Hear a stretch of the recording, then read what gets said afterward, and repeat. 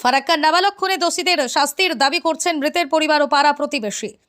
Online game খেলাকে কেন্দ্র করে এক নাবালককে অর্ধনগ্ন করে পুড়িয়ে মারার অভিযোগ ওঠে 4 বন্ধুর বিরুদ্ধে।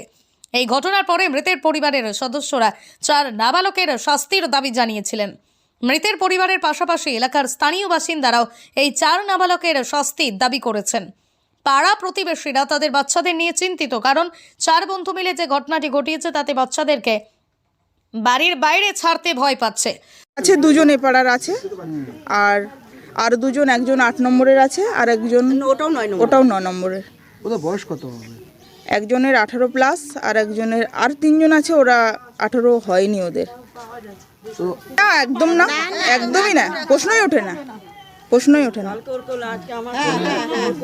এখন আমাদের বাঁচা ভয় হয়ে গেছে, আমাদের মুখে যে অ্যাসিড পেট্রোল মারবে না তার কি মানে।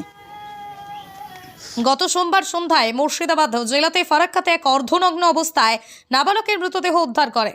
তারপরে আতঙ্কিত হয়ে পড়েন স্থানীয় বাসিন্দারা। মৃত পাপাই এলাকাতে শান্তশিষ্ট হিসেবেই পরিচিত ছিল, সকলকে সম্মান করত।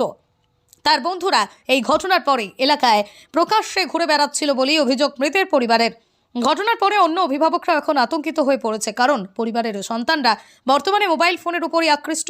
তারাও তাদের বন্ধুদের সঙ্গে ঘোরাফেরা করে, আর এই ঘটনা যে পুনরাবৃত্তি হবে না তা নিয়ে তীব্র চিন্তিত এলাকার বাসিন্দারা। চোখে কিচ্ছু দেখার নাই, ছেলে শুধু পাটুকু, শুধু ওরা মানে চাপড়া আছে, তার ছেলে কিচ্ছু নাই। ওরা বলছে, এখন বলছে ফ্রি ফায়ার গেমে।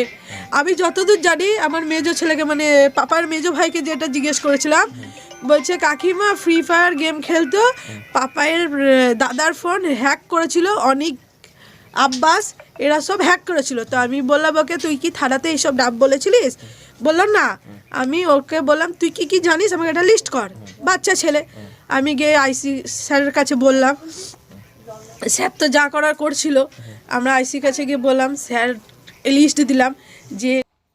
পুলিশ সূত্রে জানা গিয়েছে, পুলিশ ঘটনার তদন্ত শুরু করে জানতে পারে এই ঘটনার সঙ্গে যুক্ত আছে এলাকারই 4 বন্ধু। মোবাইলে অনলাইন গেম খেলাকে কেন্দ্র করে হ্যাকিংয়ের শিকার হয় নাবালক, খুন হয় নাবালক। সেই ঘটনায় পুলিশ ইতিমধ্যেই 4 জনকে গ্রেপ্তার করেছে বলেই জানা যায়। আমি আর কি দাবি করব, আমি চাই ওদের ফাঁসি হোক। ওদের ফাঁসি হলেই আমি আমার কোল যেমন খালি করেছে, আমি চাই ওর মাদের কোল খালি হোক।